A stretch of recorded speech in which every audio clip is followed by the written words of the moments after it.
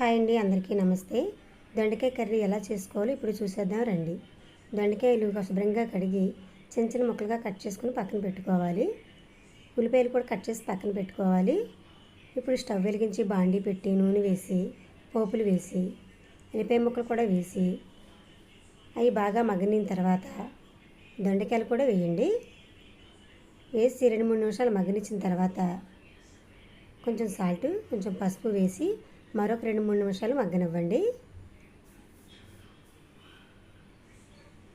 దొండకాయలన్నీ ఇలా మగ్గిన తర్వాత ఒక చెంచా కారం కూడా వేయండి.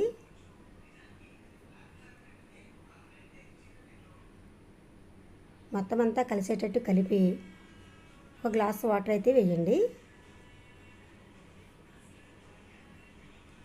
గ్లాసు వాటర్ వేసిన తర్వాత ఈ కర్రీ అంతా దగ్గర పడేంత వరకు కూడా బాగా ఎగరనివ్వండి.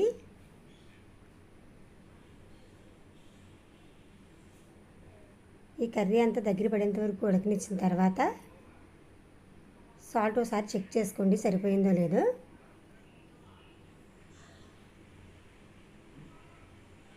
ఇలా ఉడికిన తర్వాత సర్వింగ్ బౌల్లో తీసేసుకుంటామే, అంతే. చాలా ఈజీగా దొండకాయ కర్రీ రెడీ. టేస్ట్ ఎలా ఉందో మీరు కూడా ఒకసారి ట్రై చేసి చెప్పండి. కామెంట్ బాక్స్లో కామెంట్ చేయండి. Thanks for watching.